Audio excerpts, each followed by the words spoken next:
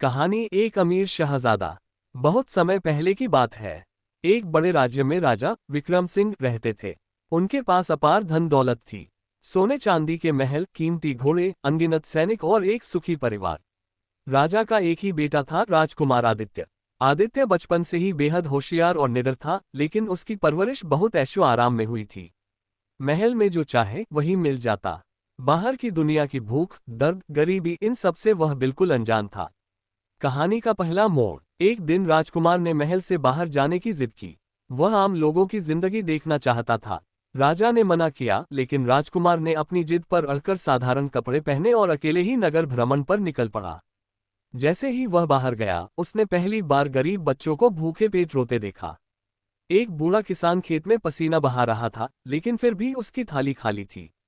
एक औरत अपनी बीमार बेटी को गोद में लेकर दवा के लिए भटक रही थी, लेकिन उसके पास पैसे नहीं थे। राजकुमार का दिल पिघल गया। उसे पहली बार एहसास हुआ कि महल की ऊंची दीवारों के बाहर लोग कितनी मुश्किलों में जीते हैं। दूसरा मोड़, जीवन का असली सबक। राजकुमार ने एक बच्चे से पूछा, तुम स्कूल क्यों नहीं जाते? बच्चे ने मासूमियत से कहा, महाराज, मेरे पिता गरीब हैं। हमें तो रोज का खाना ही मुश्किल से मिलता है, स्कूल की फीस कहाँ से देंगे? ये सुनकर राजकुमार का दिल कांप गया। वह आगे बढ़ा और देखा कि एक और बूढ़ा मजदूर भूख से बेहाल होकर सड़क किनारे गिर पड़ा। लोग आते जाते रहे, लेकिन किसी ने मदद नहीं की। राजकुमार ने तुरंत अपनी पगड़ी बेचकर उस बूढ़े के लिए खाना और दवा खरीदी। उस रात राजकुमार महल लौटा, लेकिन उसका मन बेचैन था। तीसरा मोड़, बदलाव की शुरुआत। अगले दिन उसने राजा से कहा, पिताजी, हम सोने चांदी में जीते हैं, लेकिन हमारे प्रजा भूख और बीमारी से मर रही है। ये धन किस काम का अगर जनता खुश न हो? राजा पहले तो नाराज हुए, लेकिन जब राजकुमार ने अपने अनुभव बताए, तब राजा की आंखें भर आईं। राजकुमार ने प्रण लिया, अब मैं केवल शहजादा नहीं रहूंगा, मैं जनता का बेटा बनकर जीऊंगा। उसने राजकोष से धन निकाला और पूरे राज्य में अनाज के भंडार खुलवाए।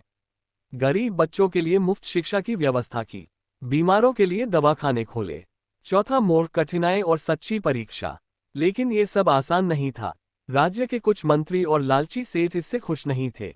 वे गुप्त रूप से राजकुमार के खिलाफ साजिशें रचने लगे।